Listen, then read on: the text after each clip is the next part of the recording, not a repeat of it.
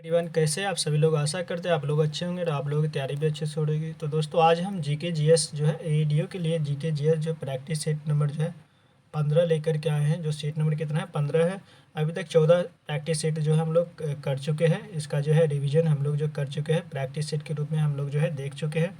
आज हम लोग जो है 15 नंबर प्रैक्टिस सेट करेंगे, जो आरबीटी पब्लिकेशन का खान सर के बुक से कर रहे हैं। ठीक है, तो जिन्होंने अभी तक मेरे चैनल को सब्सक्राइब नहीं किया, सब्सक्राइब कर लेंगे, बेल आइकन को ऑन कर लेंगे, अपने फ्रेंड सर्कल में भी शेयर कर देंगे ताकि उन्हें भी हेल्प मिल सके। ठीक है, तो ये वीडियो के लिए काफ़ी इंपॉर्टेंट है। तो चलिए हम लोग जो है क्वेश्चन की शुरुआत करते हैं।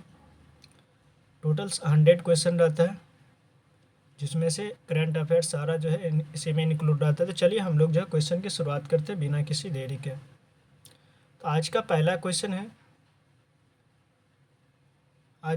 क्वेश्चन है जो हजीरा विजयपुर और जगदीशपुर गैस पाइपलाइन की लंबाई कितनी है? हजीरा से विजयपुर जगदीशपुर गैस जो पाइपलाइन है उसकी लंबाई कितनी है? तो पहला नंबर क्वेश्चन का आंसर भी बताने का प्रयास करेंगे, और जिस किसी भी क्वेश्चन का आंसर पता हो तो बताने का प्रयास करेंगे, नहीं पता होगा तो यहाँ से सीख सकते हैं। तो इस क्वेश्चन का आंसर हो जाएगा कितना? 1700 किलोमीटर है। कितना है?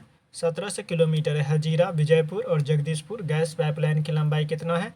1700 किलोमीटर है। ठीक है, कितना है? 1700 किलोमीटर है। यह जो है पश्चिमी भारत के हजीरा से होकर के मध्य प्रदेश के विजयपुर तक पहुंचने के बाद जो है पूर्वी उत्तर प्रदेश के जगदीशपुर तक जाती है। ठीक है, इस परियोजना की शुरुआत कब किया गया था? तो इस परियोजना का जो है स्टार्टिंग यानी शुरुआत जो किया गया था 1986 में किया गया था। ठीक है, तो ऑप्शन क्या हो जाएगा? Option C. इसके बाद दूसरा नंबर क्वेश्चन में दिया गया है, दूसरा में दिया गया कि बैलाडीला, ठीक है, बैलारीला, ठीक है, बैलारीला जो है एक प्रसिद्ध लौयक्स है की खान है, यानी एक प्रसिद्ध लौयक्स खान है जो कहाँ पर स्थित है? बैलारीला। ठीक है, ये जो है कहाँ पर स्थित है? तो ये बैलाडीला या बैलाडीला भी बोल सकते हैं। ठीक है, ये डीला भी हो सकता है या डीला भी होता है। ठीक है, तो ये कहाँ पर है? तो ये जो है कहाँ पर है? तो ये छत्तीसगढ़ में। छत्तीसगढ़ कहाँ है? ऑप्शन ए में। तो ऑप्शन ए सही हो जाएगा। ठीक है, ऑप्शन ए सही हो जाएगा। ठीक है, option A is the right answer. ठीक है, तो दूसरा क्या आ जाएगा? Option A. ठीक है, छत्तीसगढ़ के बैलाडीला में हेमेटाइट लॉयक्स का खनन होता है। ठीक है, यहाँ जो है भारत की सबसे बड़ी यांत्रिक खान है। ठीक है, इसके बाद अगले क्वेश्चन की ओर बढ़ते हैं। सुनहरी चावल। तीसरा नंबर क्वेश्चन में दिया गया है कि सुनहरी चावल यानी गोल्डन राइस जो है गोल्डन राइस क्या है? तो तीसरा नंबर क्वेश्चन का आंसर कौन सा सही हो जाएगा? तो ये हो जाएगा ऑप्शन सी सही हो जाएगा, यानी एक ट्रांसजेनिक, यानी ये जो है ट्रांसजेनिक चावल की किस्म है। ठीक है, जिसमें कैरोटीन के लिए जीन तत्व उपलब्ध है। जिसमें क्या? कैरोटीन के लिए क्या है? जीन तत्व जो है उपलब्ध है। ठीक है, ये कैसा चावल है? तो ट्रांसजेनिक है। ठीक है, ट्रांसजेनिक चावल की किस्म है जिसमें जो है कैरोटीन के लिए जीन तत्व उपलब्ध है। ठीक है, इसके बाद हम लोग फोर्थ नंबर क्वेश्चन की ओर बढ़ते हैं। चौथा में दिया गया है कि 2011 की जनगणना के अनुसार भारत के सर्वाधिक जनसंख्या वाले राज्यों का सही क्रम। 2011 की जनसंख्या के अनुसार जो है सबसे पहले नंबर पर कौन आता है, दूसरे पर कौन आता है, तीसरे पर कौन आता है? ठीक है, क्रम में देखना है। ठीक है, तो चौथा नंबर क्वेश्चन का आंसर कौन सा सही हो जाएगा? तो सबसे पहले नंबर पर तो उत्तर प्रदेश आता है। ठीक है, उत्तर प्रदेश सभी में है। ठीक है, इसके बाद उत्तर प्रदेश के बाद क्या आता है? महाराष्ट्र आता है। ठीक है, महाराष्ट्र आता है। ठीक है, महाराष्ट्र इसमें है। ठीक है, ये नहीं होगा। ठीक है, 2 एलिमिनेट हो गया। उसके बाद क्या आता है? बिहार आता है। ठीक है, यानी तीसरा हो जाएगा, ऑप्शन सी सही हो जाएगा। ठीक है, 4 का क्या हो जाएगा? ऑप्शन सी सही हो जाएगा। ठीक है, इसके बाद अगले क्वेश्चन की ओर बढ़ते हैं। पाँचवा नंबर क्वेश्चन में दिया गया कि निम्नलिखित में से कौन सा भारत में बाघों का आरक्षित क्षेत्र नहीं है? ठीक है, यहाँ पर बाघों का आरक्षित क्षेत्र नहीं पूछा गया, निगेटिव क्वेश्चन पूछा गया। ठीक है, तो इसका निगेटिव आंसर देना है। ठीक है, निगेटिव पूछा गया, कौन सा जो है नहीं है, तो इसमें से कौन सा नहीं होगा? क्या पश्चिम बंगाल में सुंदरवन राष्ट्रीय उद्यान जो है ये होगा, या झारखंड उत्तराखंड के जो है कार्बेट राष्ट्रीय उद्यान है ये होगा, या बांधवगढ़ होगा? ठीक है, जो मध्य प्रदेश में है। तो पाँचवा नंबर क्वेश्चन का आंसर कौन सा सही हो जाएगा? तो इसमें जो कह रहा है कि उपयुक्त में से एक से अधिक। ठीक है, ऑप्शन जो है डी सही हो जाएगा। ठीक है, भारत में जो है उल्लेखित सभी स्थानों में जो है बाघों के आरक्षित क्षेत्र है। ठीक है,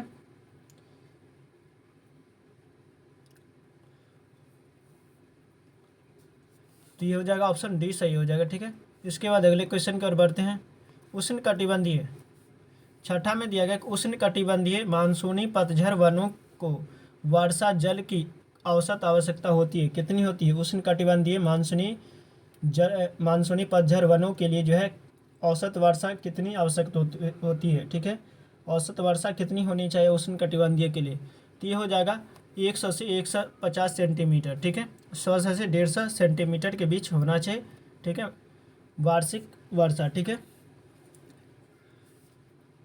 वर्षा की माप कैसे किया जाता है? तो ये रेन गेज से किया जाता है। ठीक है, औसत वर्षा का माप किससे? रेन गेज से। ठीक है, इसके बाद सातवां में दिया गया है कि जलोढ़ मिट्टी से संबंधित जो है निम्नलिखित कथनों पर विचार करना है। ठीक है, ये दिया गया पहला स्टेटमेंट में दिया गया कि भारत के कुल भूभाग पर यानी कुल भूभाग का जो है लगभग 40% हिस्से पर जलोढ़ मिट्टी का विस्तार है।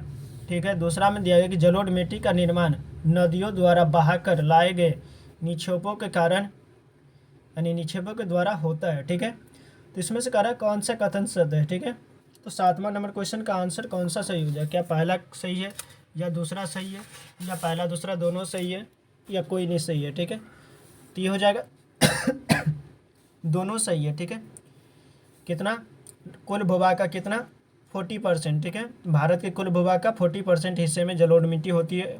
ठीक है, और ये जो है किसके निर्माण से होता है? तो नदियों द्वारा बहाकर लाए गए निक्षेपों के निर्माण से होती है। तो ये हो जाएगा ऑप्शन सी सही हो जाएगा, यानी दोनों सही। Option C is the right answer. इसके बाद हम लोग अगले क्वेश्चन की ओर बढ़ते हैं, आठवां नंबर क्वेश्चन की ओर बढ़ते हैं। इसमें से कह रहा है कौन सा जो है बेमेल है? ठीक है, जिसका जोड़ा नहीं होता, जोड़ा नहीं लगा हुआ। ठीक है, बहुउद्देशीय परियोजना का। ठीक है, केरल में क्या ये है? कोयना परियोजना है, मध्य प्रदेश में तवा है, या उत्तर प्रदेश में रिहंद है, या गुजरात में कागरापर है। ठीक है, तो इसमें से कौन सा जो कह रहा है कि जो बेमेल है? ठीक है, तो ये गुजरात में कागरापारा है, ये सही है। ठीक है, इसके बाद उत्तर प्रदेश में रिहंद है, ये भी सही है। ठीक है, मध्य प्रदेश में तवा परियोजना है, ये भी सही है। लेकिन ये जो है केरल में कोयना नहीं है। ठीक है, केरल ये कोयना जो बता रहा है कोयना परियोजना केरल में नहीं है, ये कहाँ पर है? तो ये महाराष्ट्र में। ठीक है, तो ये कहाँ पर है? तो ये महाराष्ट्र में। ठीक है, महाराष्ट्र में। ठीक है, शॉर्ट में हम इसको MH लिख देते हैं। ठीक है, ये कहाँ पर है? तो महाराष्ट्र में। तो हमारा आंसर कौन सा हो जाएगा? कौन सा बेमेल है? तो केरल, यानी पहला ऑप्शन जो है क्या है? बेमेल है। ठीक है, ऑप्शन ए सही हो जाएगा। ठीक है, जो जोड़ा नहीं खाता उसको बेमेल इसमें बताएगा कि जोड़ा जो बेमेल है। ठीक है, इसके बाद 9 में दिया गया कि कृष्णा और गोदावरी नदी विवाद किन राज्यों के बीच है? कृष्णा और गोदावरी कृष्णा और गोदावरी नदी का जो है जल विवाद जो है वो किस किस यानी किन राज्यों के बीच है? ठीक है, तो 9 नंबर क्वेश्चन का आंसर हो जाएगा, ये हो जाएगा कर्नाटक और आंध्र प्रदेश के बीच। किसके किसके बीच है? तो ये है कर्नाटक और आंध्र प्रदेश के बीच जो है ये नदी विवाद है। ठीक है, ठीक है, जो कर्नाटक और आंध्र प्रदेश के बीच है। ठीक है, इसमें तमिलनाडु नहीं आएगा, केरल नहीं आएगा, कर्नाटक और इसमें जो क्या है कर्नाटक और जो है आंध्र प्रदेश के बीच के जो है कृष्णा गोदावरी नदी विवाद है। ठीक है, और इसके बारे में देख लेते हैं। कृष्णा नदी जल विवाद जो है मुख्य रूप से कहाँ? कर्नाटक के तेलंगाना और आंध्र प्रदेश में शामिल है। ठीक है, यह विवाद कृष्णा नदी के जल के न्याय संगत वितरण को लेकर के। ठीक है, यानी जल के जो वितरण को लेकर के कि कहाँ पर कितना जल छोड़ा जाए। ठीक है, इसके लिए कृष्णा जल विवाद न्यायाधिकरण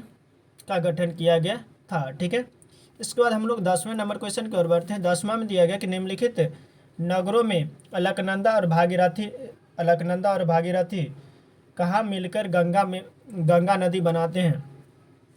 अलकनंदा और भागीरथी मिलकर के जो है यानी कहाँ मिलकर जो है गंगा नदी बनाते हैं?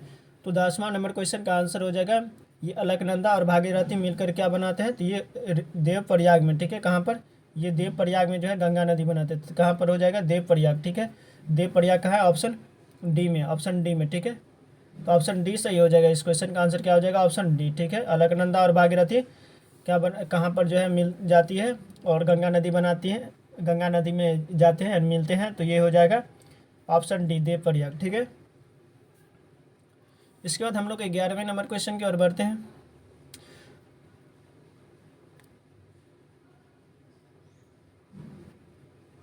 11 में दिया गया है कि 11 में दिया गया कि भारत में निम्नलिखित भौतिक विभाजन है।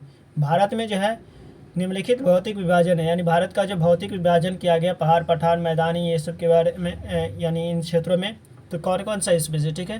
तो 11 नंबर का कौन सा आंसर सही हो जाएगा, तभी बताए पहाड़ हो गया यानी पर्वत हो गया, पठार और मैदानी, ठीक है। ऑप्शन ये इधर राइट आंसर हो जाएगा, ठीक है। किसमें बांटा गया है, तो पर्वत हो गया, पठार और मैदानी क्षेत्रों में बांटा गया, ठीक है। इसके बाद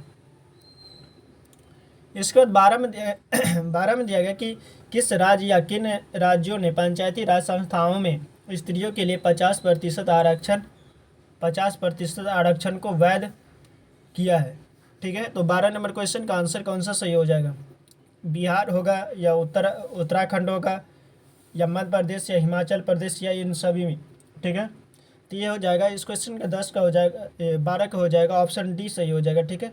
ऑप्शन डी सही हो जाएगा, यानी सभी हो जाएगा, ठीक है। बिहार में भी 50% आरक्षण जो पंचायती राज संस्थाओं में स्त्रियों के लिए आरक्षण किया गया है, ठीक है। उत्तराखंड में भी, मध्य प्रदेश में भी और हिमाचल प्रदेश में भी।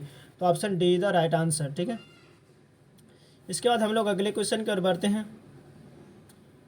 अगले क्वेश्चन 13 में दिया गया है। 13 में दिया गया कि स्टेटमेंट को पढ़ना है, उसके अकॉर्डिंग आंसर करना है, ठीक है। दिया गया कि कॉलेजियम प्रणाली के बारे में निम्नलिखित कथनों पर विचार करना है, ठीक है, और उसके अकॉर्डिंग आंसर करना है। पहला में दिया गया सुप्रीम कोर्ट कॉलेजियम एक 5 सदस्यीय निकाय है, ठीक है, जिसकी अध्यक्षता भारत के मौजूदा मुख्य न्यायाधीश CGI करते हैं, ठीक है। और उस समय इसमें न्यायालय में कार्यरत 4 अन्य वरिष्ठतम न्यायाधीश शामिल होते हैं, ठीक है। इसके बाद देखते हैं। और दूसरा में दिया गया कि संसद ने विधि द्वारा कॉलेजियम प्रणाली का प्रारंभ किया है, ठीक है। और तीसरा में दिया गया कि उच्चतम न्यायालय और उच्च न्यायालयों के न्यायाधीशों की नियुक्ति कॉलेजियम प्रणाली के माध्यम से की जाती है। और चौथा में दिया कॉलेजियम प्रणाली की शुरुआत 1993 में न्यायाधीश PN भगवती के ऐतिहासिक फर्स्ट जज मामले के उपलक्ष्य में की गई थी। तो कह रहा है कि इस क्वेश्चन का आंसर कौन सा सही हो जाए, कौन सा स्टेटमेंट सही लग रहा है, ठीक है। तो 13 नंबर क्वेश्चन का आंसर बताएंगे, क्या ए होगा, बी होगा, सी होगा, ठीक है, या डी होगा, ठीक है। तो 13 नंबर क्वेश्चन का आंसर हो जाएगा ऑप्शन डी, यानी पहला और तीसरा, ठीक है। तीसरा होगा और पहला सही होगा, ठीक है, तीसरा और पहला, ठीक है, यानी पहला तीसरा या तीसरा पहला, ठीक है। Option D the right answer, ठीक है। इसके बाद हम लोग अगले क्वेश्चन की ओर बढ़ते हैं। 14 में दिया गया कि निम्न में से कौन सा कथन जो है भारत में समानता के अधिकार के बारे में सही है। समानता के अधिकार के बारे में सही है, कौन सा है।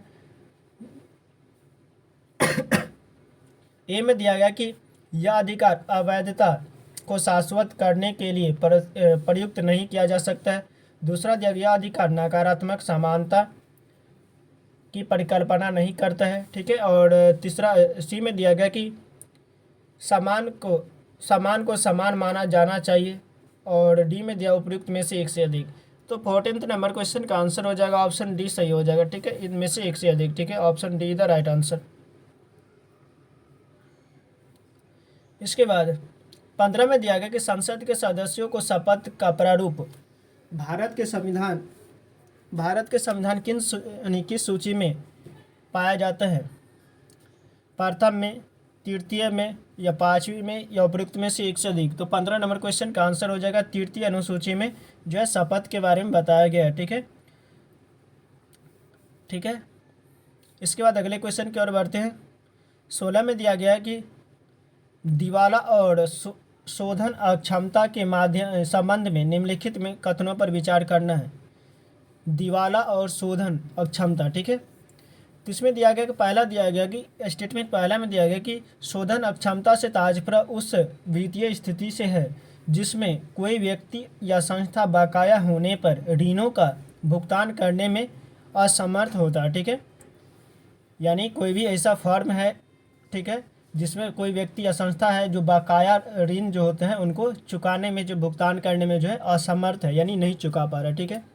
और दूसरा दिया गया है कि दिवाला एक कानूनी प्रक्रिया है यानी कानूनी प्रक्रिया को संदर्भित करता है जहां देनदार की संपत्ति लेनवारों के लाभ के लिए समाप्त या पुनर्गठित की जाती है। ठीक है, इसके बाद तीसरा में दिया गया कि शोधन अक्षमता एक संस्था है जबकि दिवाला निष्कर्ष है। ठीक है, और चौथा में दिया गया कि भारतीय दिवाला और शोधन अक्षमता बोर्ड IBBI दिवाला और शोधन अक्षमता कार्यवाही की देख रेख के लिए जिम्मेदार नियामक निकाय है। तो इस क्वेश्चन का आंसर कौन सा सही हो जाएगा? ठीक है, इस क्वेश्चन का आंसर कौन सा सही हो जाएगा? 16 नंबर क्वेश्चन में कौन सा सही हो जाएगा? ठीक है, 16 नंबर क्वेश्चन में कौन कौन सा सही हो जाएगा? तो 16 का जो है हो जाएगा 16 नंबर क्वेश्चन का आंसर जो हो जाएगा इसमें से जो सिर्फ है ये ऑप्शन चौथा सही है। ठीक है, ऑप्शन चौथा सिर्फ सही है। ठीक है, यानी चौथा में, तो ऑप्शन चौथा किस में है? तो ऑप्शन सी में है। ठीक है, तो ऑप्शन सी सही हो जाएगा। ठीक है, ऑप्शन सी कि भारतीय दिवाला और शोधन अक्षमता बोर्ड दिवाला और शोधन अक्षमता कार्यवाही की देखरेख के लिए जिम्मेदार निकाय नियामक निकाय है। ठीक है, option see the right answer. ठीक है, इसके बाद हम लोग अगले क्वेश्चन की ओर बढ़ते हैं। 17 में दिया गया है कि राष्ट्रीय बांस 17 में दिया गया कि राष्ट्रीय बांस मिशन किससे संबंधित है? तो 17 नंबर क्वेश्चन का आंसर कौन सा सही हो जाएगा? इसमें राष्ट्रीय बांस मिशन के बारे में बताया गया। तो दिया गया कि पूर्वोत्तर राज्यों में बांस को व्यापार के लिए उगाने को प्रोत्साहन देना। तो ये ऑप्शन ए पहला ही सही हो जाएगा। ठीक है, पूर्वोत्तर राज्य जो है, ठीक है, पूर्वोत्तर राज्य में जो है बांस के जो है पूर्वोत्तर राज्य में बांस को व्यापार के लिए उगाने को प्रोत्साहन देना। ठीक है, ठीक है, इसके बाद अगले 18 नंबर क्वेश्चन की ओर बढ़ते हैं। 18 में दिया गया है कि भारत सरकार के नीति आयोग जो आर्थिक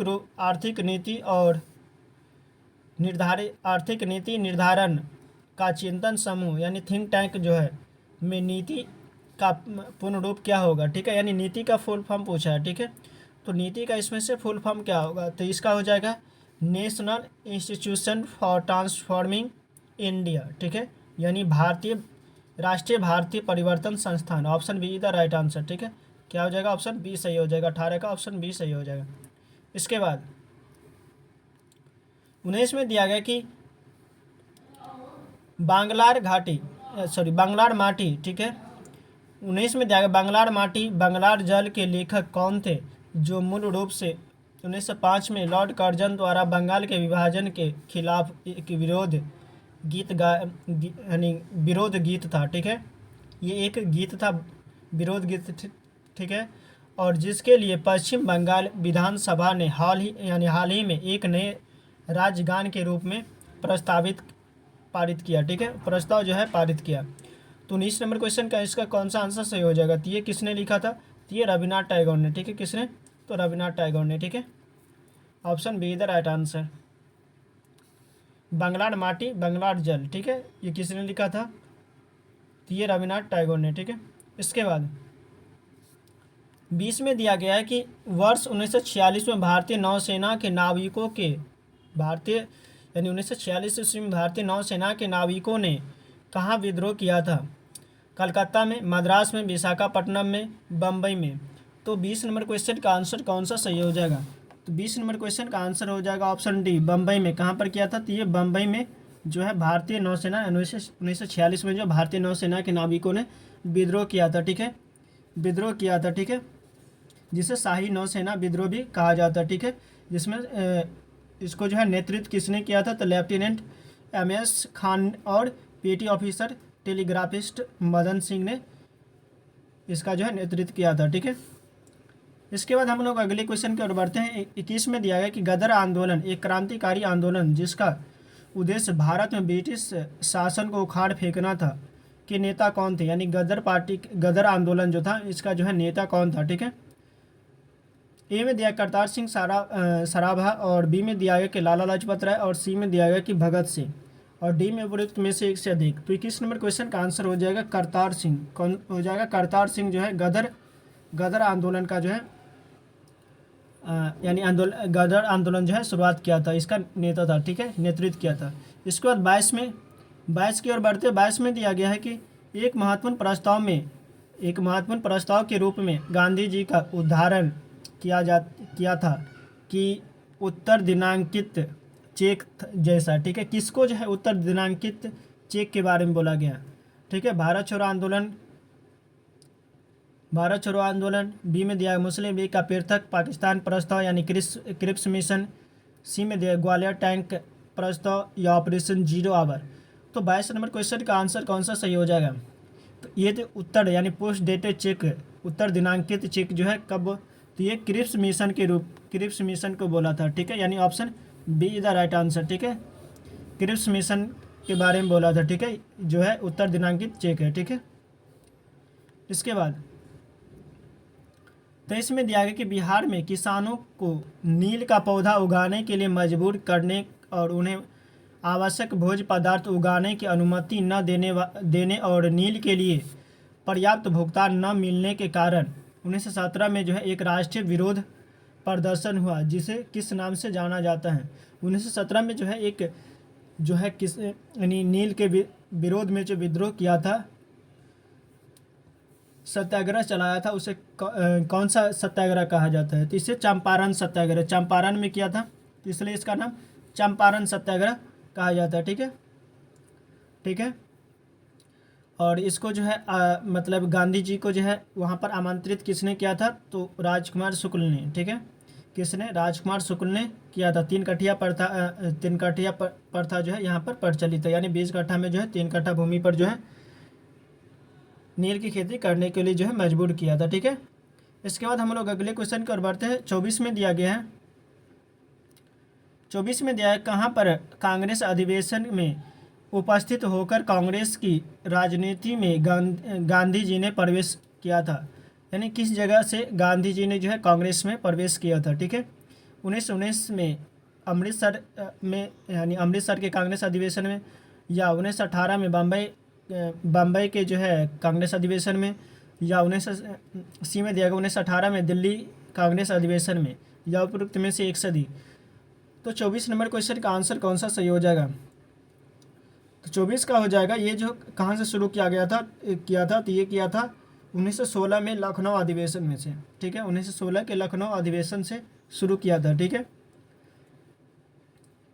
कहाँ से शुरू किया था? तो लखनऊ अधिवेशन से शुरू किया था, लेकिन यहाँ पर देना चाहिए उपयुक्त में से कोई नहीं, ठीक है।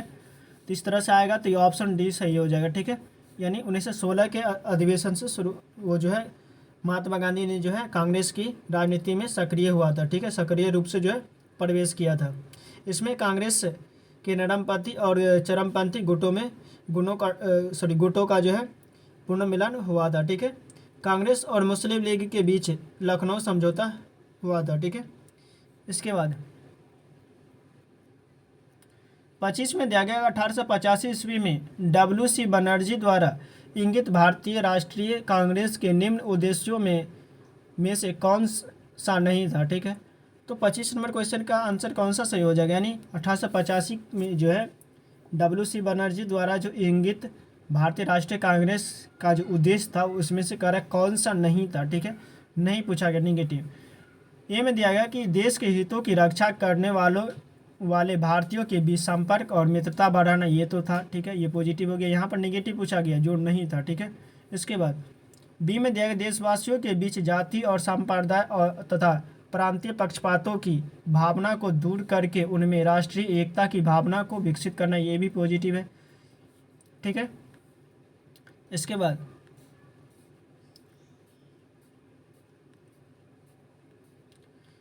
सी में दिया गया शिक्षित वर्ग की पूर्ण सम्मति से महत्वपूर्ण और आवश्यक सामाजिक विषयों पर विचार प्रकट करना, ठीक है। शिक्षित वर्ग की पूर्ण सम्मति, सिर्फ इसमें शिक्षित वर्ग के बारे में बताया गया, तो यही आंसर हो जाएगा, यानी यही जो है निगेटिव हो जाएगा, यानी गलत हो जाएगा, ठीक है। तो मुझे हम लोग निगेटिव ही चूज करना था, ठीक है, जो नहीं पूछा गया इसमें, तो ये ऑप्शन सी सही हो जाएगा, ठीक है। और डी में दिया गया कि यह निर्धारित करना है कि आगामी वर्षों में भारतीय लोकहित के लिए किस दिशा में और किस आधार पर कार्य करें, हाँ, तो ये भी था, ये भी पॉजिटिव है, ठीक है। लेकिन निगेटिव कौन सा हो जाएगा? ये हो जाएगा निगेटिव, ठीक है। तो option see the right answer, ठीक है। इसके बाद 26 में दिया गया 1857 की क्रांति में निम्नलिखित में से किसे एक मित्र द्वारा धोखा मिला, ठीक है, और ब्रिटिश द्वारा पकड़ा गया तथा मार दिया गया। ठीक है, किसे जो है यानी कि उसके मित्र ने ही ब्रिटिश को पकड़ा दिया। ठीक है, तो 26 नंबर क्वेश्चन का आंसर कौन सा सही हो जाएगा। ठीक है, तो 26 नंबर क्वेश्चन का आंसर जो हो जाएगा ऑप्शन डी, तात्या टोपे को। ठीक है, किसको, तो तात्या टोपे को। ठीक है, option D the right answer. ठीक है, उसके अपने मित्र ने ही जो है धोखा दे दिया और उसको ब्रिटिश से पकड़वा दिया। ठीक है, 1857 की क्रांति के समय में। ठीक है, तो ये ऑप्शन डी सही हो जाएगा। 26 का क्या हो जाएगा, ऑप्शन डी। इसके बाद अगले क्वेश्चन की ओर बढ़ते हैं। 27 में दिया कि विधवा पुनर्विवाह की को वैधता दिलाने वाली प्रमुख समाज सुधारक कौन थे। तो विधवा पुनर्विवाह को जो वैधता दिलाने वाले प्रमुख जो है समाज सुधारक कौन थे, तो वो ईश्वरचंद विद्यासागर ने। ठीक है, ईश्वरचंद विद्यासागर ने। ठीक है, इसके बाद 28 में दिया गया 1803 ईस्वी में प्रकाशित राजा राम मोहन राय की पहली पुस्तक का नाम क्या था। 1803 ईस्वी में जो प्रकाशित हुआ था पुस्तक राजा राम मोहन राय का, उसका पुस्तक का नाम क्या था। तो उस पुस्तक का नाम था तुहफत उल मुवाहिदीन। ठीक है, तुहफत उल मुवाहिदीन। ठीक है, तो option B the right answer. ठीक है, इसके बाद 29 में दिया गया लॉर्ड मेयो के 1870 के संकल्प के बारे में निम्नलिखित कथनों में से कौन सा सही है। ठीक है, इसमें सही पूछा गया है। तो 29 में दिया गया है जो केंद्रीय और प्रांतीय वित्त को विभाजित करने वाला यह पहला कदम था। ठीक है, बी में दिया गया कि प्रांतीय सरकारों को कुछ सेवाएं प्रशासित करने का अधिकार दिया गया। ठीक है, और सी में दिया कि इसने मौजूदा असमानता को सुधारने का प्रयास किया गया। ठीक है, और डी में चौथा में दिया गया कि इसने प्रांतों की वास्तविक आवश्यकताओं पर ध्यान केंद्रित किया गया। ठीक है, तो इसमें से कह कौन सा सही हो जाएगा, तो इसमें से ऑप्शन डी सही हो जाएगा, यानी सभी के सभी सही है। ठीक है, पहला दूसरा तीसरा और चौथा। ठीक है, तो option D the right answer. ठीक है, ऑप्शन डी सही हो जाएगा। ठीक है, कौन सा, तो ऑप्शन डी सही हो जाएगा। ठीक है, पहला दूसरा तीसरा चौथा। ठीक है, इसके बाद 30 में दिया गया है कि निम्नलिखित में से कौन से राज्य पर लॉर्ड डलहौजी के व्यापकता के सिद्धांत के तहत कब्जा नहीं किया गया था। ठीक है, व्यापकता के सिद्धांत के तहत जो है कब्जा नहीं किया गया था, किस जगह पर जो है कब्जा नहीं किया गया था, नागपुर, जयपुर, संबलपुर, सातारा। तो 30 का आंसर हो जाएगा ऑप्शन बी, जयपुर को नहीं किया था। ठीक है, डॉक्ट्रिन्स ऑफ लैप्स जो था, यानी व्यापकता के सिद्धांत के अनुसार जो है जयपुर को जो है कब्जा नहीं किया था। ठीक है, सातारा को भी किया था, संबलपुर को भी किया था, नागपुर को भी किया था। ठीक है, तो ये याद रखेंगे। 30 का हो जाएगा ऑप्शन बी सही हो जाएगा। इसके बाद 31 में दिया गया निम्न में से किस भारतीय शासक ने आधुनिक तर्ज पर विदेशों में अपना दूतावास खोला था। ठीक है, किसने जो है आधुनिक तर्ज पर जो है विदेशों में अपना दूतावास खोला था, हैदर अली, मीर कासिम ने, या शाह आलम द्वितीय ने, या टीपू सुल्तान ने। तो 31 का हो जाएगा ऑप्शन डी सही हो जाएगा, टीपू सुल्तान ने। किसने, तो ये टीपू सुल्तान ने जो है दूतावास खोला था। ठीक है, option D is the right answer. ठीक है, ये मैसूर का शासक था। ठीक है, ये कहाँ का, मैसूर का शासक था। इसके बाद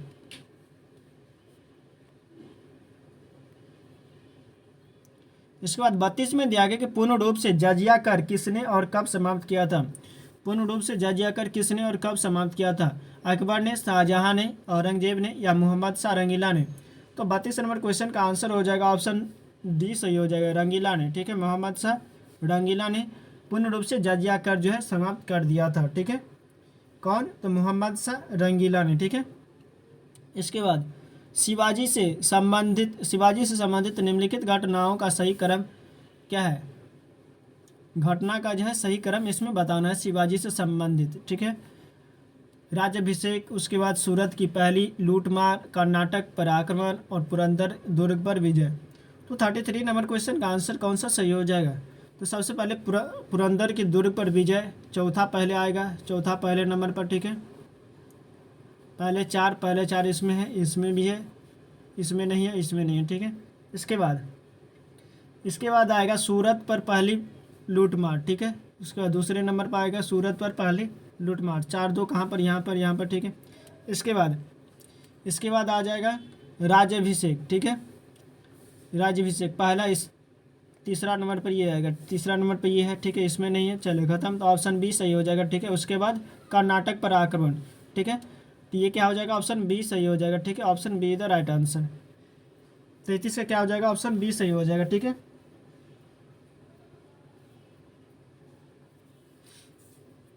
इसके बाद अगले क्वेश्चन की ओर बढ़ते हैं। अगले क्वेश्चन 34 में दिया गया कि निम्नलिखित में से किस बंदरगाह को मुगल काल के दौरान बाबुल मक्का या मक्का का द्वार कहा जाता था। किस बंदरगाह को कहा जाता था, कालीकट का, सूरत का, काम्बे का या ब्रोच का। तो 34 नंबर क्वेश्चन का आंसर हो जाएगा ऑप्शन बी, सूरत बंदरगाह को कहा जाता था मक्का का द्वार, ठीक है। मक्का का द्वार किसे कहा जाता था, सूरत बंदरगाह को, ठीक है। इसके बाद 35 में दिया गया कि बलबन को सर्वप्रथम किस पद पर नियुक्त किया गया था, अमीर शिकार, अमीर हाजिर, खासदार या उपयुक्त में से एक से अधिक। तो 35 नंबर क्वेश्चन का आंसर हो जाएगा ऑप्शन ए, अमीर शिकार के पद पर जो है नियुक्त किया गया था बलबन को सर्वप्रथम, ठीक है। इसके बाद 36 में दिया कि अलाउद्दीन खिलजी द्वारा द्वार समुद्र की विजय के लिए किसे नियुक्त किया गया था। तो 36 नंबर क्वेश्चन का आंसर हो जाएगा मलिक काफूर, ठीक है। द्वार समुद्र पर जो है विजय के लिए किसे नियुक्त किया गया था, तो मलिक काफूर को, ठीक है। इसके बाद एएसआई के पहले महानिदेशक कौन थे, एएसआई के पहले महानिदेशक कौन थे।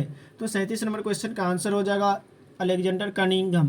कौन हो जाएगा, अलेक्जेंडर कनिंघम, ठीक है, अलेक्जेंडर कनिंघम, ठीक है। इसके बाद 38 नंबर क्वेश्चन की ओर बढ़ते हैं। 38 में दिया गया कि हर्ष का प्रधान सचिव कौन था, हर्ष का प्रधान सचिव कौन था। तो 38 नंबर क्वेश्चन का आंसर हो जाएगा भांडी, ठीक है, भांडी, ठीक है। Option B the right answer, भांडी कौन था, तो भांडी। इसके बाद 39 में दिया गया कि गुप्त सम्राट जिसे हुनों को पराजित किया था, वे गुप्त सम्राट जो हुनों को पराजित किया था वो कौन थे। तो 39 नंबर क्वेश्चन का आंसर हो जाएगा स्कंदगुप्त। किसने, तो स्कंदगुप्त ने जो है हुनों को पराजित किया था, ठीक है।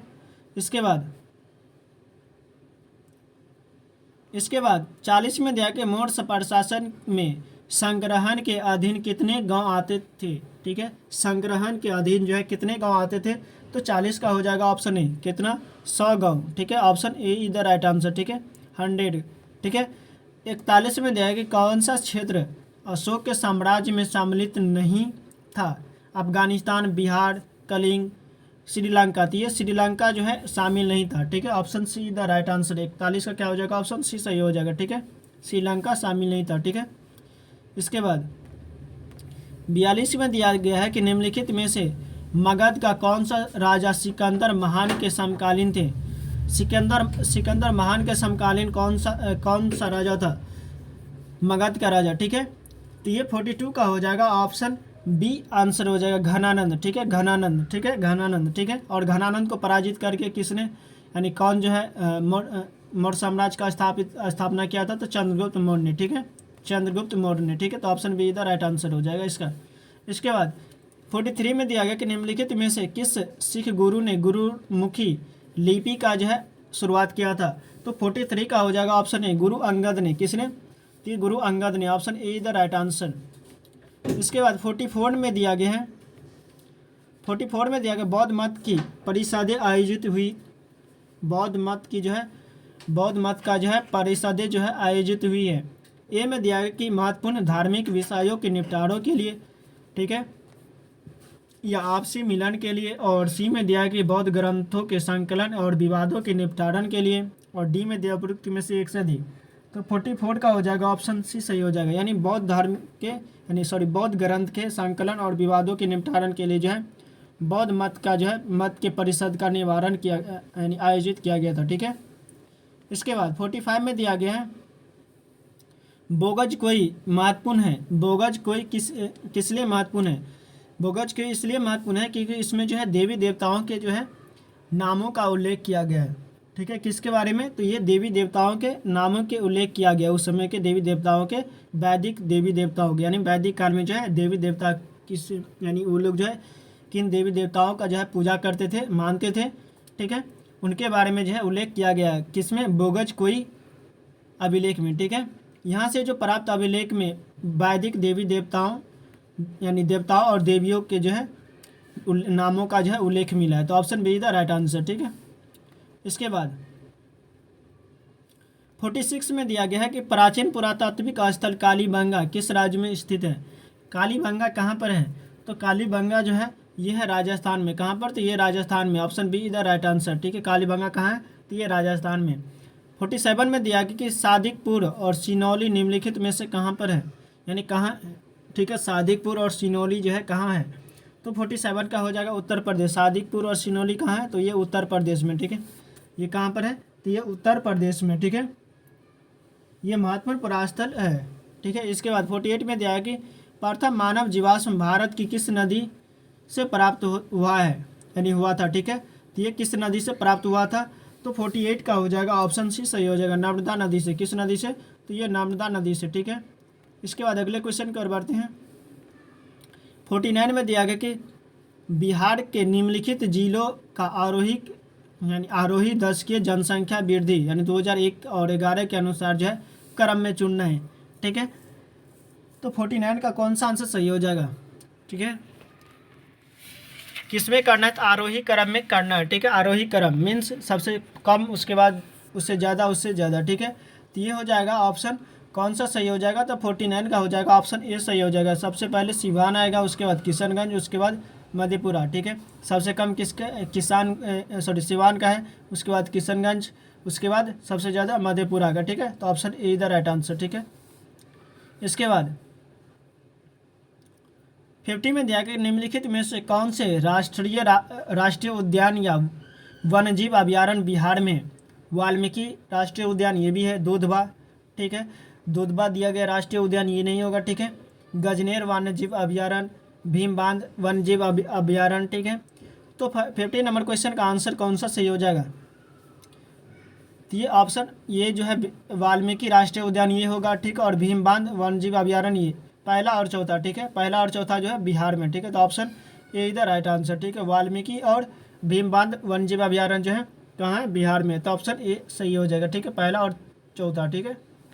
इसके बाद 51 में दिया गया है कि बिहार के विविध भौगोलिक पक्षों के संबंध में निम्नलिखित कथनों पर विचार करना है, ठीक है। कुछ स्टेटमेंट दिया गया उस पर विचार करना है, उसमें से कौन सा सही है उसके बारे में बताना है, ठीक है। तो इसमें दिया गया कि बिहार में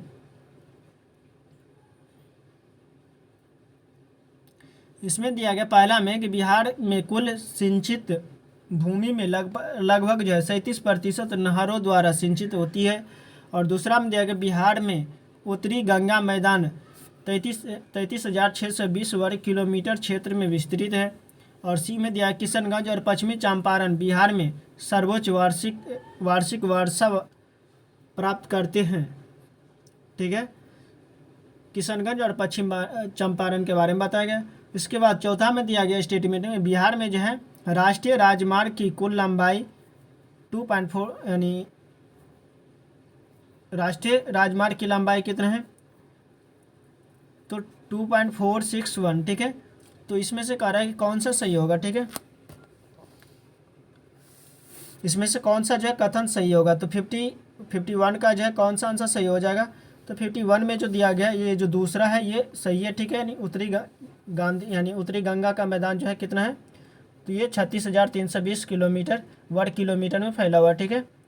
और उसके बाद ये चौथा में जो दिया गया है राष्ट्रीय राजमार्ग की कुल लंबाई इतना है, ठीक है। कितना? तो इतना है, ठीक है। तो ये क्या हो जाएगा? ऑप्शन दूसरा और चौथा सही हो जाएगा, ठीक है। ऑप्शन सी सही हो जाएगा। इसके बाद 52 में दिया गया है कि इसको जो है कह रहा है कि मिलान करना, ठीक है। मिलान करना उत्तर तथा पूर्वी बिहार का मैदान, और उसके बाद है दक्षिण बिहार का मैदान, और सी में दिया गया है कि छोटा नागपुर पठार, और डी में दिया गया छोटा नागपुर की पहाड़ियाँ। तो इसमें से कह रहा है कि मिलान करना है प्रतिशत के अकॉर्डिंग, ठीक है। कितना प्रतिशत में कौन फैला हुआ है, ठीक है। इसके अकॉर्डिंग जो है इसको मिलान करना है। तो 52 नंबर क्वेश्चन का आंसर जो है इसमें से कौन सा सही हो जाएगा, ठीक है। तो 52 का जो हो जाएगा, चलिए हम लोग इसको मिलान करते हैं। तो पहला का क्या हो जाएगा? पहला का जो हो जाएगा ये उत्तर पूर्वी बिहार का मैदान जो है ये कितना है? तो ये 29% है, ठीक है। 29% किस में? ये में है, ठीक है।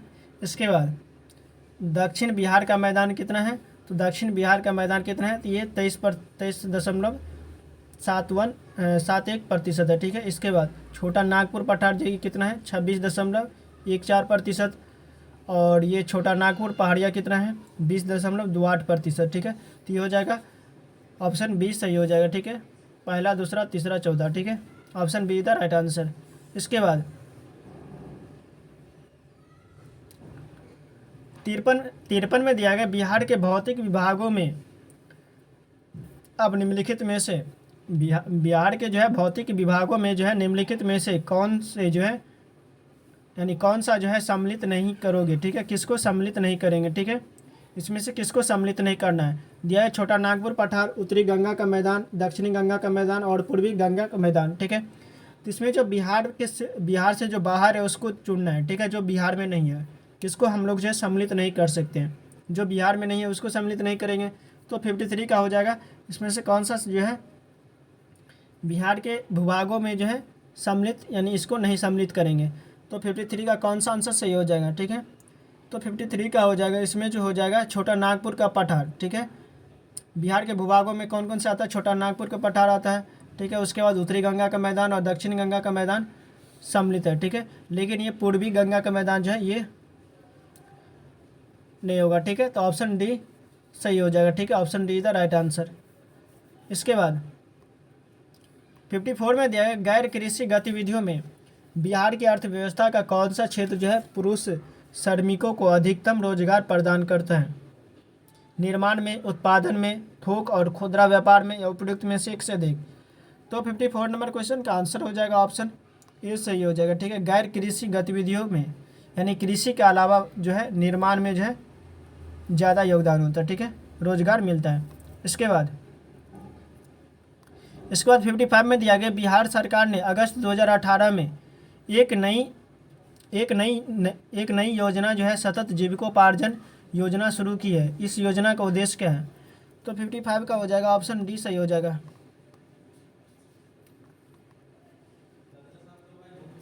इसके बाद 56 में दिया गया कि यदि किसी वस्तु का वेग दोगुना कर दिया जाता है तो उसकी गतिज ऊर्जा कितना हो जाएगा। किसी वस्तु का वेग अगर दोगुना कर देने पर गतिज ऊर्जा कितना हो जाएगा, तो ये हो जाएगा गतिज ऊर्जा जो है ये 4 गुना हो जाता है, ठीक है, 4 गुना हो जाएगा। तो ऑप्शन बी सही हो जाएगा, ठीक है। इसके बाद 57 में दिए कार का एक पहिया जो सड़क पर चल रहा है, ठीक है।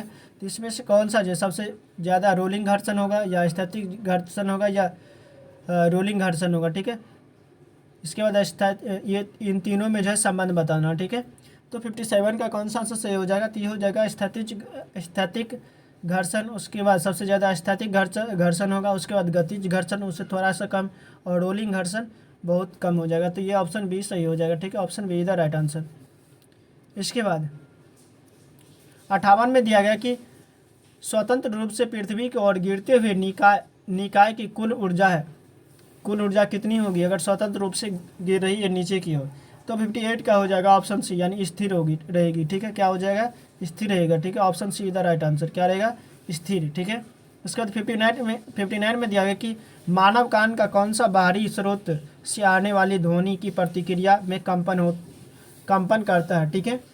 बाहर से जो आने वाली ध्वनि जो होती है या स्रोत जो होती है उससे जो है स्रोत से जाने वाली ध्वनि जो होता है वो किस प्रतिक्रिया में जो है कंपन करती है, किस जगह पर जो है कंपन वाइब्रेट करते रहती है। तो 59 का हो जाएगा ऑप्शन ये सही हो जाएगा, कान की झिल्ली में। कहाँ पर, तो ये कान की झिल्ली में, ठीक है। Option A is the right answer. इसके बाद 60 में दिया गया कि जब डीसी मोटर की गति बढ़ती है तो आर्मेचर से विद्युत प्रवाह होती है, ठीक है, कम हो जाती है या बढ़ती है या वही रहती है, ठीक है। तो 60 नंबर क्वेश्चन का आंसर हो जाएगा कम हो जाती है। क्या हो जाएगा, ये कम हो जाती है, ठीक है।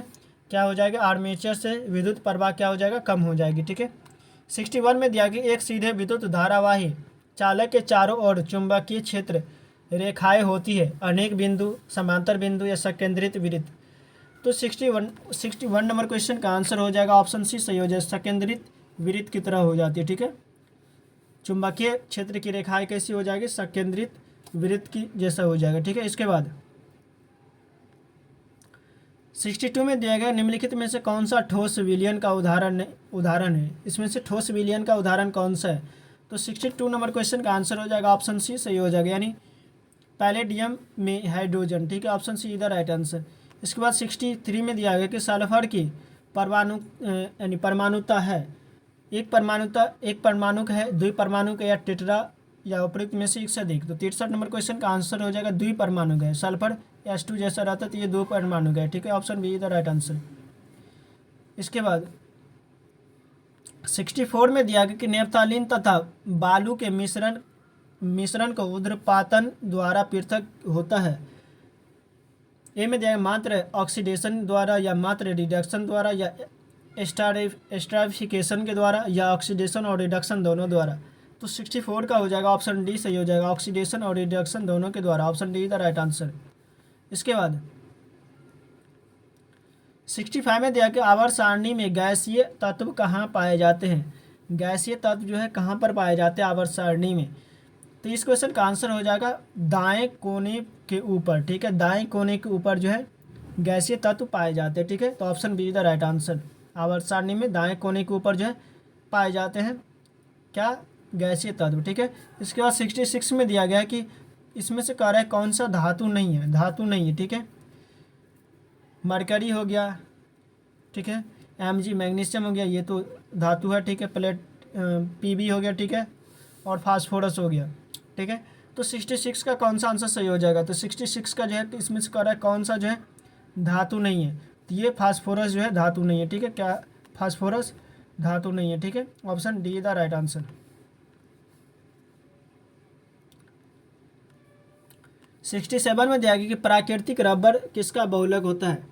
आइसोप्रीन का, स्टायरीन का, या विनाइल एसीटेट का, या उपयुक्त में से एक से अधिक, या कोई नहीं, ठीक है।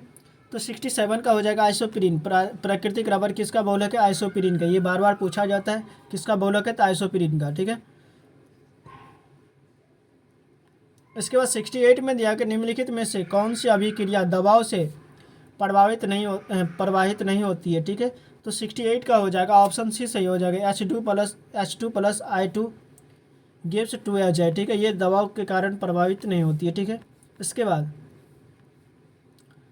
69 में दिया कि ईस्ट के द्वारा शर्करा का अल्कोहल में परिवर्तन कहलाता है, ठीक है। क्या परिवर्तन कहलाता है। तो 69 का हो जाएगा ऑप्शन 69 का हो जाएगा ऑप्शन ए, यानी किण्वन, ठीक है। किसके द्वारा, तो ये किण्वन के द्वारा, ठीक है। इसके बाद 70 में दिया गया कि किसमें केंद्रक झिल्ली नहीं होती है। किसमें केंद्रक झिल्ली नहीं होती है। स्लिम मोल्ड में, मोनेरा में, कवक में, या प्रोटिस्टा में, किसमें जो है केंद्रक झिल्ली नहीं होती है। तो 70 नंबर क्वेश्चन का आंसर हो जाएगा ऑप्शन बी, मोनेरा। मोनेरा में जो है केंद्रक झिल्ली नहीं होती है। Option B is the right answer. इसके बाद 71 में दिया कि मनुष्य में होता है, ठीक है। इसमें क्या दिया गया है कि नर यानी होमोगेमेटिक, मादा होमोगेमेटिक, या मादा हेट्रोगैमेटिक, या उपयुक्त में से एक से अधिक। 71 का हो जाएगा तो ऑप्शन डी, उपयुक्त में से एक से अधिक, ठीक है। यानी ये सभी होता है, ठीक है, मनुष्य में, ठीक है। इसके बाद 72 में दिया है कि निम्न प्राणियों में कौन रोडेंट है, ठीक है। रोडेंट कौन है, इसमें से कह रहा है कौन सा जो है रोडेंट है। तो 72 का हो जाएगा ऑप्शन सी, चूहा। चूहा क्या है, एक रोडेंट, ठीक है। रोडेंट मीन्स क्या है, कृंतक होता है, ठीक है, काटने वाला, कुतरने वाला। इसमें से कौन सा जो कुतरने वाला है, तो ये चूहा क्या करता है, किसी भी चीज़ को कुतर देता है, ठीक है। तो ये कृंतक है, ठीक है। इसके बाद या रोडेंट, इसे इंग्लिश में रोडेंट कहा जाता है, हिंदी में कृंतक, ठीक है, कुतरने वाला। 73 में दिया है कि निम्नलिखित में से कौन सा जंतु कॉर्डेट है। कॉर्डेट इसमें से कह रहा है कौन सा जंतु है। तो 73 का हो जाएगा ऑप्शन सी सही हो जाएगा, यानी इलेक्ट्रिक फिश, ठीक है। इलेक्ट्रिक फिश ये कॉर्डेट है, ठीक है। Option C is the right answer. 74 में दिया गया निम्नलिखित में से कौन सा कथन गलत है। इसमें से कह रहा है कौन सा कथन जो है गलत है। तो 74 का हो जाएगा ऑप्शन सी सही हो जाएगा, यानी कंपोजिटी में बड़े फूल और बीज वाले पेड़ पाए जाते हैं। Option see the right answer. इसके बाद 75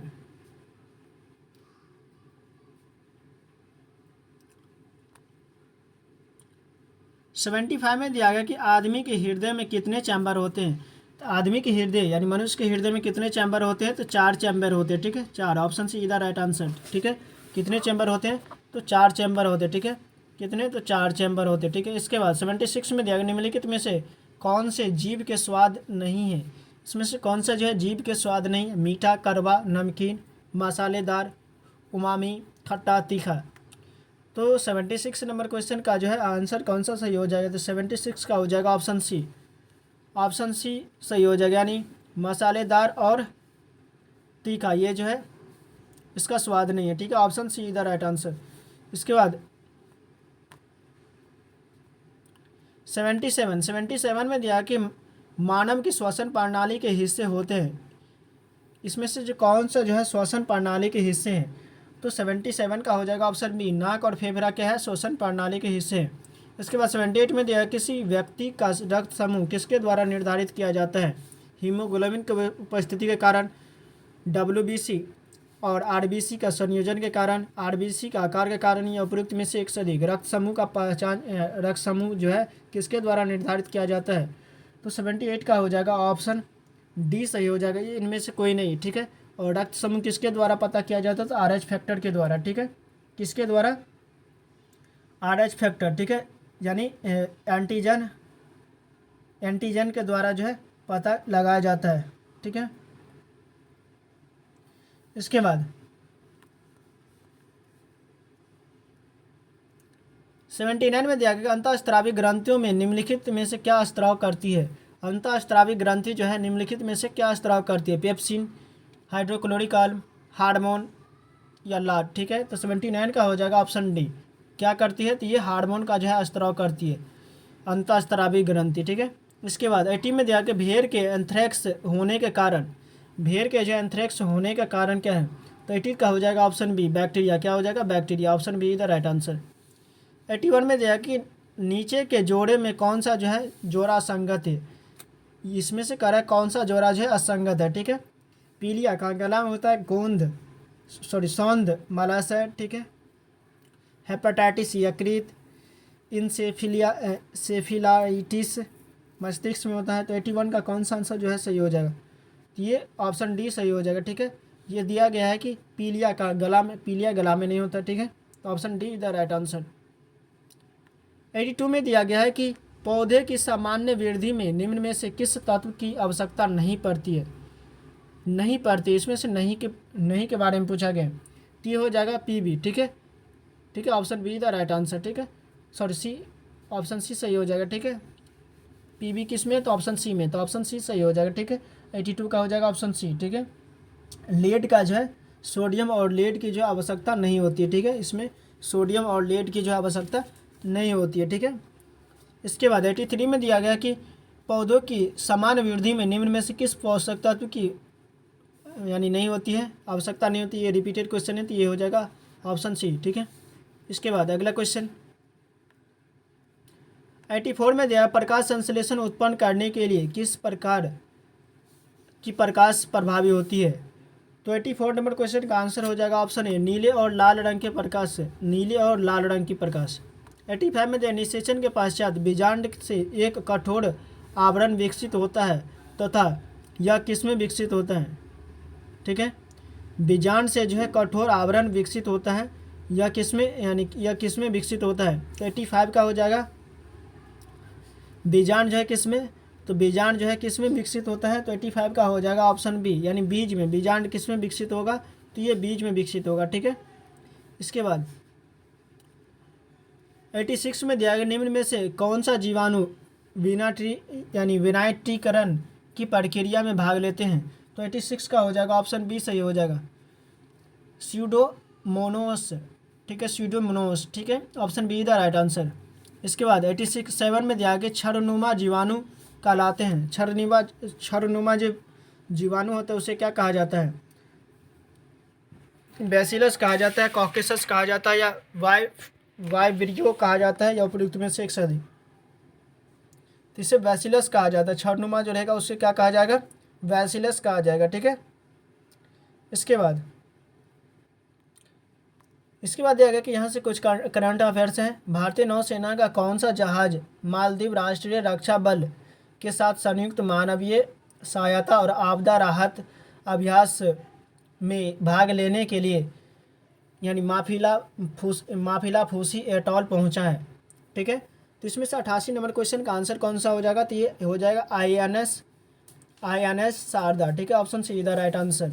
इसके बाद अगले क्वेश्चन की ओर बढ़ते हैं। अगले क्वेश्चन 89 में दिया गया है कि पारदर्शिता बढ़ाने के पारदर्शिता बढ़ाने के प्रयास में भारत के सर्वोच्च न्यायालय ने हाल ही में कितने सेवारत न्यायाधीशों की संपत्ति का खुलासा किया है? तो 89 नंबर क्वेश्चन का आंसर हो जाएगा ऑप्शन बी यानी 21। कितना? 21 न्यायाधीशों की संपत्ति का जो है खुलासा किया है।